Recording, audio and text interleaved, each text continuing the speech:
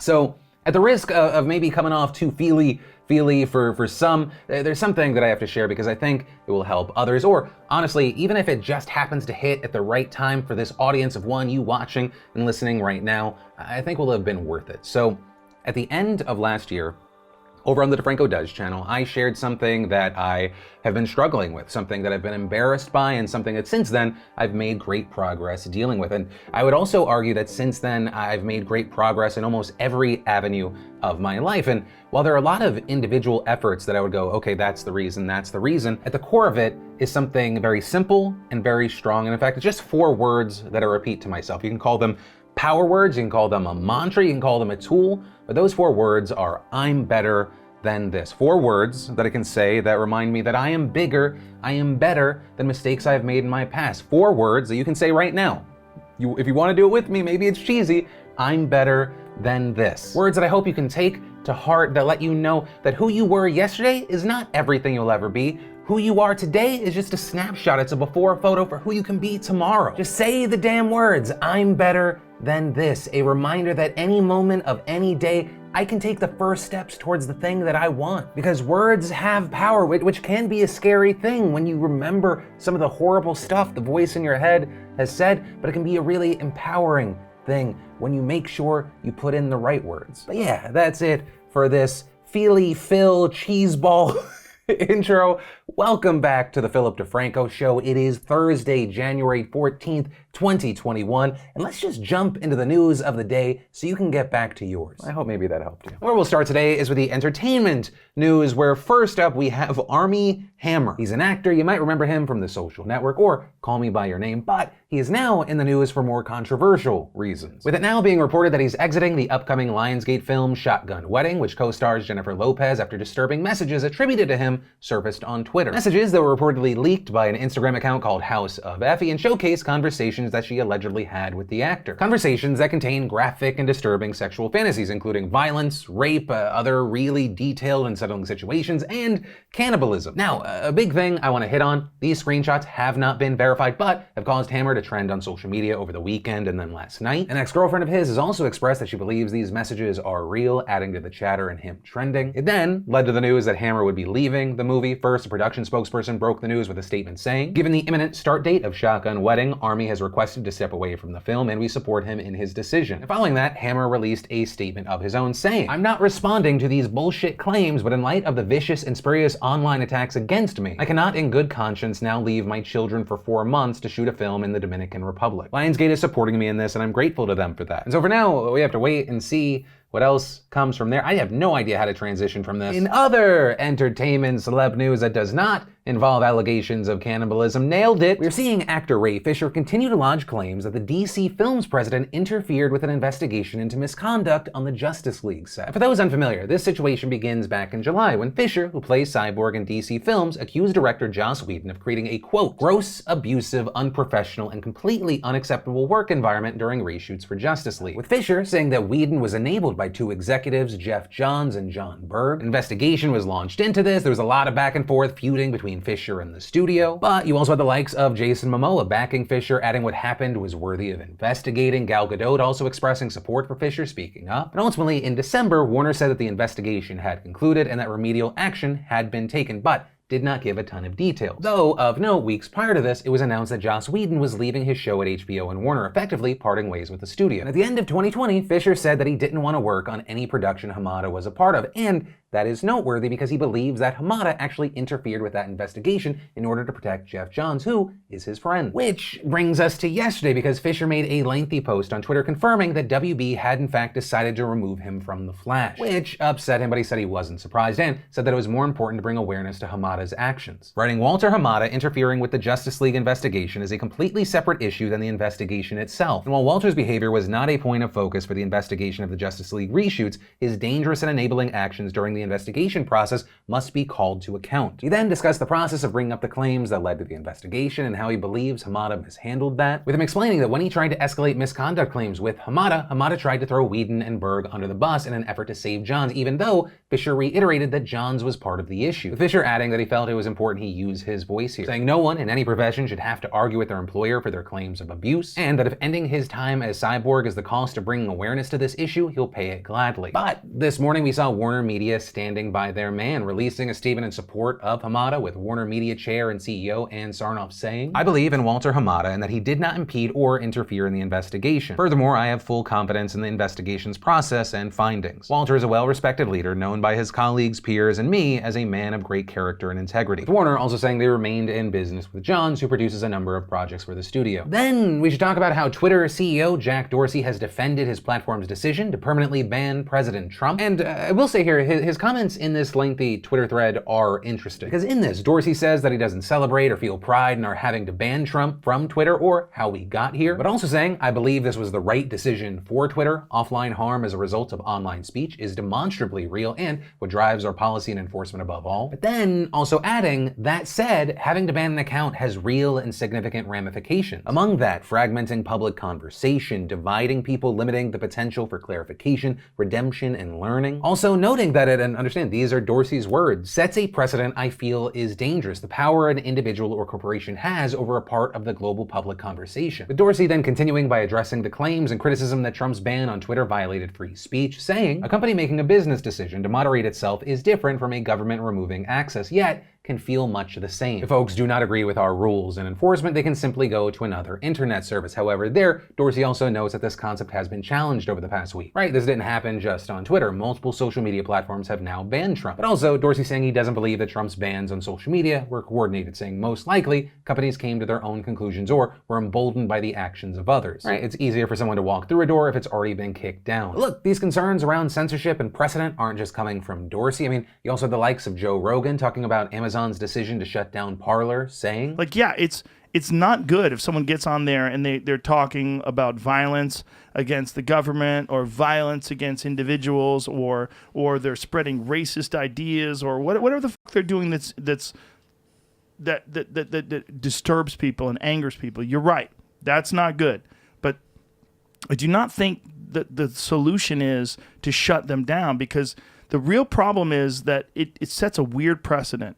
It sets a precedent where the people that are in power can decide that something is wrong speak, something is bad, and you can just eliminate it completely. And actually, ahead of the inauguration, social media platforms are not the only businesses changing their policies in an attempt to crack down on real-world violence ahead of the inauguration. This morning, for example, Delta Airlines announces starting this weekend and continuing into next week, it will not allow people traveling to DC to check in guns on flights. This also coming after yesterday when the Federal Aviation Administration, right, the FAA, announced that it will now be adopting a zero-tolerance policy on unruly passengers, with the FAA saying that it's seen a disturbing increase in incidents where airline passengers have disrupted flights with threatening or violent behavior, and noting that cases have stemmed from both passengers refusing to wear masks or from the recent attacks on the Capitol. So because of that, the FAA will now immediately pursue legal enforcement action against any passenger who assaults, threatens, intimidates, or interferes with airline crew members. That policy will be in effect until the end of March, and violators could face fines of up to $35,000. Also, in DC itself, a number of preparations are being made. Both Airbnb and its subsidiary Hotel Tonight have canceled most reservations ahead of the inauguration, with the only exceptions being for long-term stays and stays for medical care, with Airbnb also saying if you are impacted, they will fully refund reservations and will also reimburse hosts with the money that they should have made from those bookings. Additionally, the DC Metro plans to temporarily shut down 13 stations near the Capitol and National Mall, and on top of that,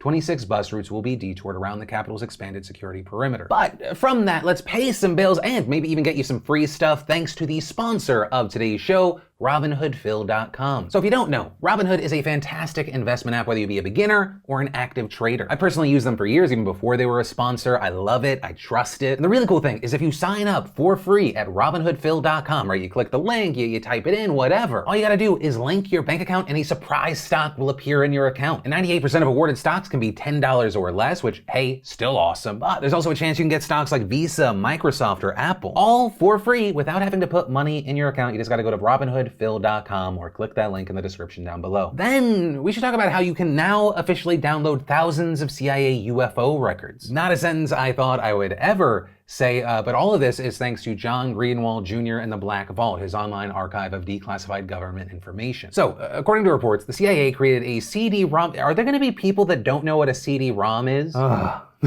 So, according to reports, the CIA created a CD-ROM full of UFO documents that were eventually declassified through a long string of Freedom of Information requests spanning decades. The Black Vault purchased the CD last year in an effort to make sure that it was up to date with all its info, and on January 7th, Greenwald finally finished uploading its 2,780 pages of content to his site for the public to access as PDFs. And according to the site, the CIA says that this is all the information they have on UFOs. However, Greenwald noted that there may be no way to entirely verify that. Still, though, it includes some really interesting information that people have already started to dig through. In fact, Greenwald tweeted yesterday, in the past 24 hours from this tweet, 622,000 people generated 30.7 million hits on my server and downloaded nearly 26 terabytes worth of data. But actually, this new data dump is just a drop in the bucket of the total information that the Black Vault hosts on its site, with it reportedly hosting more than 2 million pages of declassified government documents. Then we should talk about how yesterday's CD Projekt Red took part in a YouTuber rite of passage, making an apology video, specifically releasing a 5-minute video apologizing for the issues that users had with Cyberpunk 2077. Like we talked about when the game launched last month, it faced a ton of backlash from console players who ran into bugs, frame rate problems, and more. The issues eventually prompting Sony to pull the game from its PlayStation store. There were refunds being offered, and in the video addressing the problems, the company co-founder said, "Despite good reviews on PC, the console version of Cyberpunk 2077 did not meet the quality standard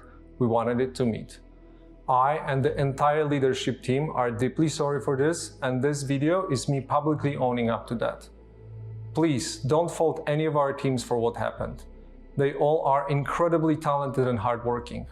Myself and the board are the final decision makers, and it was our call to release the game." Also saying some of the issues stemmed from the fact that they underestimated what it would take to bring the game to life, also pointing to difficulties about having to work from home during the pandemic. And as far as what comes next, the company shared a roadmap of future updates on top of the ones they've already released. One will be coming in the next 10 days, a larger and more significant one coming in the next few weeks. But the co-founder also stressing, and this was a big key thing here because this is where a lot of the other outrage and kind of backlash came from, that his team intended to make the updates without what he called obligatory overtime, adding, "Avoiding crunch on all of our future projects is one of our top priorities." As far as when you should expect Cyberpunk 2077 to return to the PlayStation Store, we don't know, with the developer saying that they're working on fixes and updates and that they're working with Sony to bring it back as soon as possible. Then, in really big news, we should talk about how former Michigan Governor Rick Snyder has now been charged with 2 counts of willful neglect of duty for his role in the Flint water crisis. He, of course, was the state's top executive when local officials decided to switch the city's drinking water source to the Flint River back in 2014. A move that was supposed to be a temporary cost-saving measure while a pipeline was being built to Lake Huron, but the water also wasn't treated properly for corrosion, so you had lead-contaminated water being released into the homes of people all over the city. So because of that, 12 people died and at least 90 were sickened by Legionnaire's disease. Now, as far as Snyder, he appeared in court this morning via Zoom, pleading not guilty to the 2 charges, which I do want to note, if you're someone that's hoping that he serves a lot of time, there's not a lot of hope for that right now. The charges are misdemeanors, and if convicted, he faces up to a year in prison and as much as a $1,000 fine. But still, the fact that there are charges is a big deal because they make him the first governor or former governor in the state to ever be charged with a crime for alleged conduct while in office. Also, he's not the only one being targeted here. In a press conference this morning, prosecutors announced charges against 8 other former state and city officials as they reported their investigation findings. This includes a former state health director and some of Snyder's close aides, and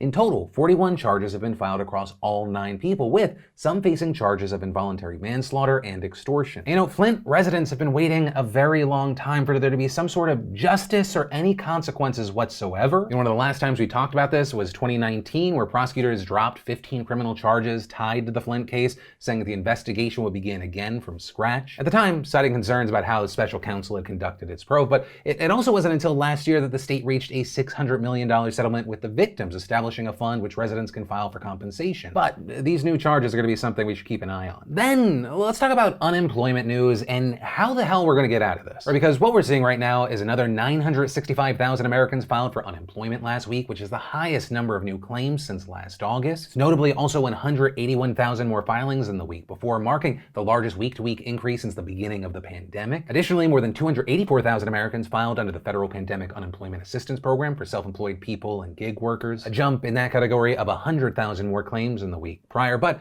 also, notably, economists have said that they expected to see more people filing claims as a result of the stimulus package that was passed last month, which, among other things, added an additional $300 a week in federal unemployment benefits. But overall, it is still important to note that the job market is still struggling. In fact, just last week, the government reported that the U.S. economy lost 140,000 jobs in December, marking the first net loss since the mass layoffs this past spring. Now, of course, a big part of these economic declines is due to the renewed closures and restrictions that have been imposed as coronavirus cases continue to reach new highs. But according to reports, economists have also said that the struggling economy is also partially explained by the fact that it took Congress 10 months to pass another stimulus package. This, even after tons of essential fiscal programs expired over the summer. But there's a light in the distance. There is some good news. Despite the current slump, analysts are saying that things will start looking up for two main reasons. One, in the long term, as more people are vaccinated and COVID cases drop, restrictions will be eased, allowing normal consumer activity to resurge. And two, in the short term, the economy and the American people can expect to see a boost from the influx of stimulus measures and new spending that Biden has promised. Stimulus that, unless there's some unforeseen issue, he and Democrats should be able to implement now that they have both the House and the Senate. Which actually connects us to the news that Biden is expected to unveil a set of massive stimulus proposals during a speech this evening. Now, as of recording this video, Biden's team has not yet said how much that plan will cost, but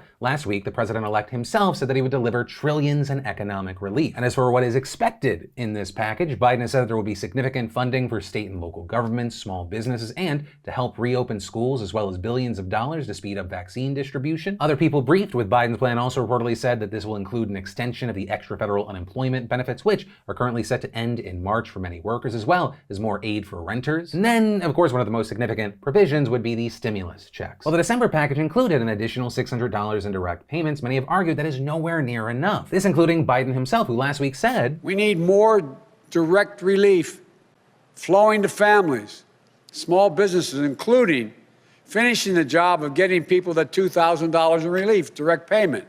$600 is simply not enough." As far as what that'll look like, we've seen some contradictory reports. Some places reporting that he's going to announce $2,000 outright, others saying the $600 prior will be factored in, so you're looking at an additional $1,400. But also, that is reportedly not the only direct aid that Biden is expected to give to the American people, with several people familiar with his plans also telling the Washington Post this will include new benefits for children in poor and middle-class households, including a proposal similar to his campaign pledge to provide $300 per month to American households for every child under 6, as well as $250 per month for every child between the ages of 6 and 17, as well as an expansion of the existing child tax credit so that it will include millions of poor families that are currently excluded from the program. But also, a thing you should note, one of Biden's top economic advisors has said that these ambitious plans will be rolled out in two parts, with the first package expected to be focused on immediate economic recovery efforts and direct aid to Americans. And some of these provisions may also be included in the second package, which is expected to center more on long-term economic factors like job creation, infrastructure, energy projects, as well as healthcare and education spending. And of course, with this, I'd love to know your thoughts on this story, but that is also where I'm going to end today's show. And thank you for a fantastic week back. I know we have to talk about some horrible stuff sometimes, but just in the past week, I feel like I have refound my love for this show. So thank you. I love your faces, you beautiful bastards. Also, if you missed any of the shows this week, highly recommend you check it out. There's a lot of stuff this week. But yeah, with that said, thank you for watching news that matters for people that care. I'll see you next time. And remember, you are better than this.